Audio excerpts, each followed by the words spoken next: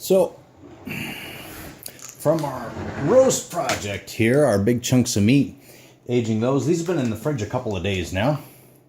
And so, you can see the water's pulled out into the spices a little bit.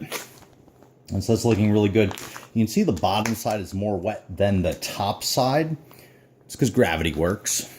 So what we're going to do is, it looks like our seals look good. They're holding really well on both ends. The seal looks good. So what we're going to do is we're just going to flip this over so that those juices can all run over to the other side. Those are our 3 steaks, and this is our roast. You can see there's quite a bit of fluid that's pulled out here. It's pretty apparent on both the top and the bottom side, but a little more so on the bottom side. So again, we're going to do the same thing.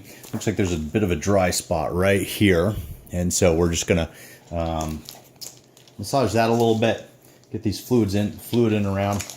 If I were doing this again, I would definitely leave less of a tail on the bag, which, you know, hey, I'm learning. First time with FoodSaver. Using a vacuum seal bag.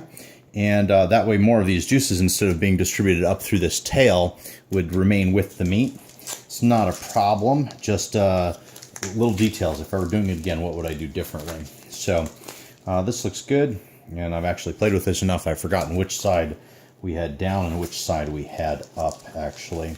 So, because they're both looking actually really, really nice as far as the distribution of the meat and the fluid. So, well, it looks really nice. Looks really good. So, we're just gonna go ahead and put this back in its container. This one has been on the bottom. I've had these stacked in the fridge, so that one has received a little pressure from the weight, which could be helping to move the juices out and around and distribute them a little bit better also.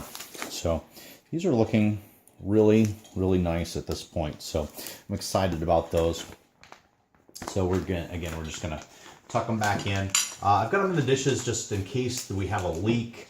It won't be a problem with our fridge. And also, it keeps me from accidentally puncturing a bag as I'm taking things in or out of the fridge.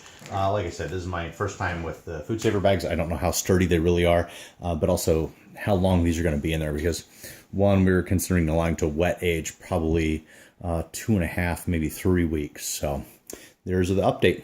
More on about day 2 or so.